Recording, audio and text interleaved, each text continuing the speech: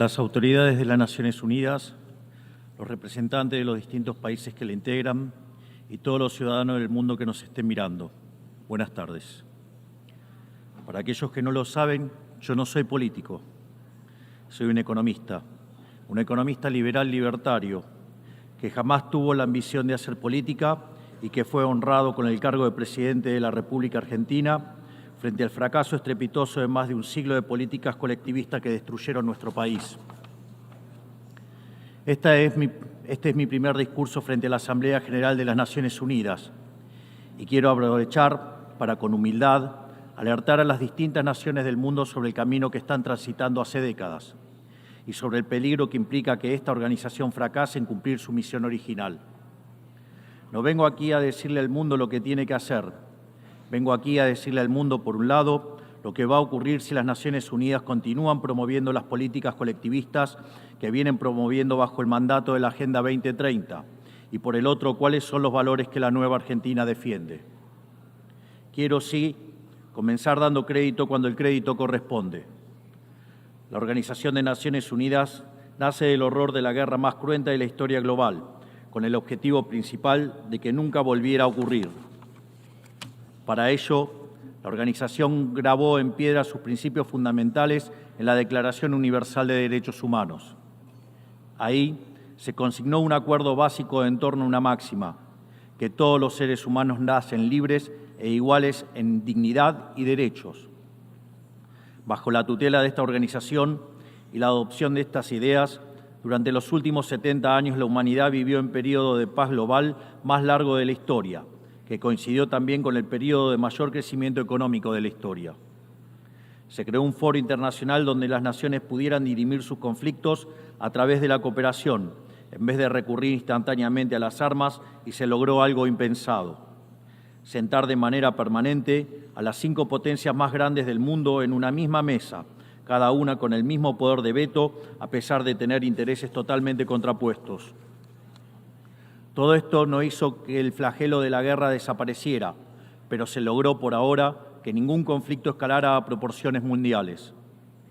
El resultado fue que pasamos de tener 2 guerras mundiales en menos de 40 años, que en conjunto se cobraron más de 120 millones de vidas, a tener 70 años consecutivos de relativa paz y estabilidad global, bajo el manto de un orden que permitió al mundo entero integrarse comercialmente, competir y prosperar. Porque donde entra el comercio no entran las balas, decía Bastiat. Porque el comercio garantiza la paz, la libertad garantiza el comercio y la igualdad ante la ley garantiza la libertad. Se cumplió, en definitiva, lo que consignó el profeta Isaías y se lee en el parque cruzando la calle. Dios juzgará entre las naciones y arbitrará por los muchos pueblos. Forjarán sus espadas en rejas de arado y sus lanzas en podadoras.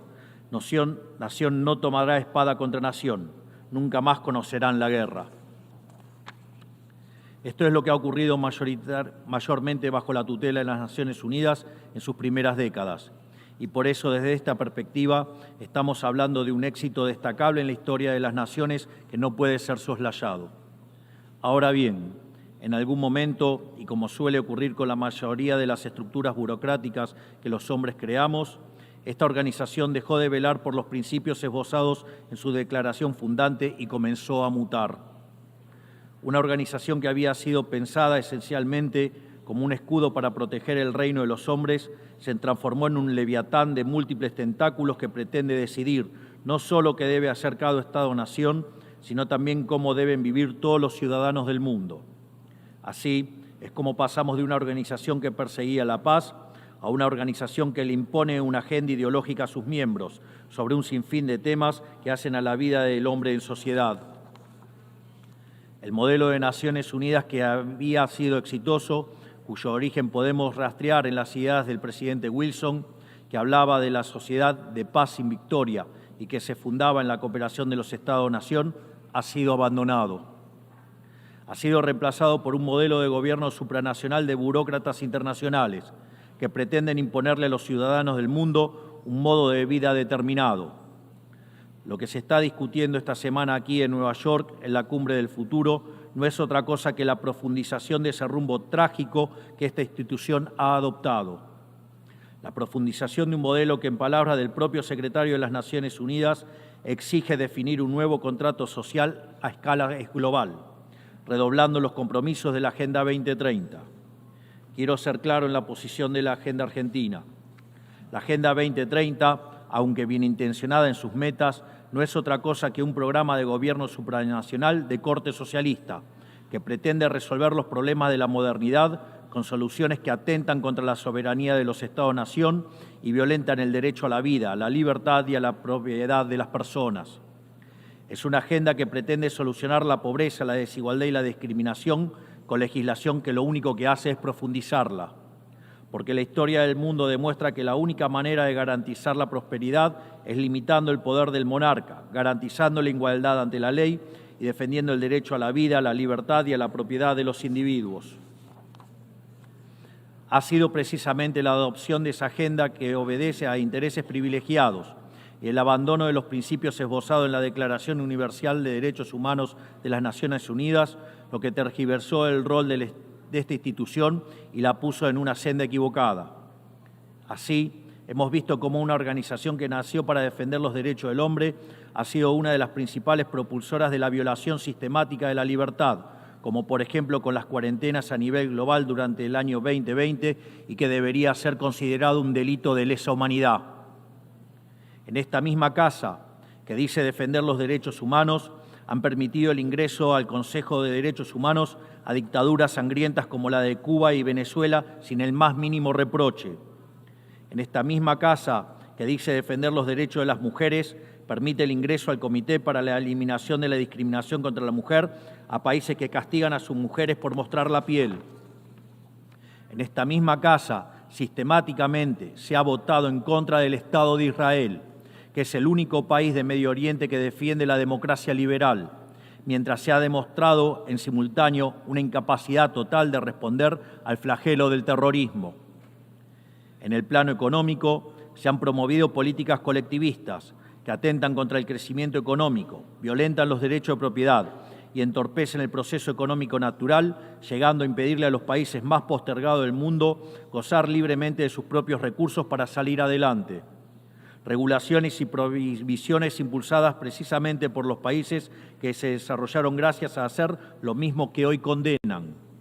Se ha promovido además una relación tóxica entre las políticas de gobernanza global y los organismos de crédito internacional, exigiéndole a los países más relegados que comprometan recursos que no tienen en programas que no necesitan, convirtiéndolo en deudores perpetuos para promover la agenda de las élites globales. Tampoco ha ayudado el tutelaje del Foro Económico Mundial, donde se promueven políticas ridículas con anteojeras maltusianas, como las políticas de emisión cero, que dañan sobre todo a los países pobres, a las políticas vinculadas a los derechos sexuales y reproductivos, cuando la tasa de natalidad de los países occidentales se está desplomando, anunciando un futuro sombrío para todos. Tampoco la organización ha cumplido satisfactoriamente su misión de defender la soberanía territorial de sus integrantes, como sabemos los argentinos de primera mano en la relación con las Islas Malvinas. Y llegamos incluso a una situación en la que el Consejo de Seguridad, que es el órgano más importante de esta casa, se ha desnaturalizado, porque el veto de sus integrantes permanentes se empezó a utilizar en defensa de los intereses particulares de algunos. Así estamos hoy, con una organización impotente en brindar soluciones a los verdaderos conflictos globales, como ha sido la aberración y aberrante invasión rusa a Ucrania, que ya le ha costado la vida a más de 300.000 personas, dejando un tendal de más de 1 millón de heridos en el proceso. Una organización que en vez de enfrentar estos conflictos invierte tiempo y esfuerzo en imponerle a los países pobres qué, cómo y deben producir, con quién vincularse, qué deben comer y en qué creer, como pretende dictar el presente pacto del futuro. Toda esta larga lista de errores y contradicciones no ha sido gratuita, sino que ha redundado en la pérdida de credibilidad de las Naciones Unidas ante los ciudadanos del mundo libre y en la desnaturalización de sus funciones. Por eso, quiero hacer una advertencia. Estamos ante un fin de ciclo. El colectivismo y el postureo moral de la agenda woke se han chocado con la realidad y ya no tienen soluciones creíbles para ofrecer a los problemas reales del mundo. De hecho, nunca las tuvieron.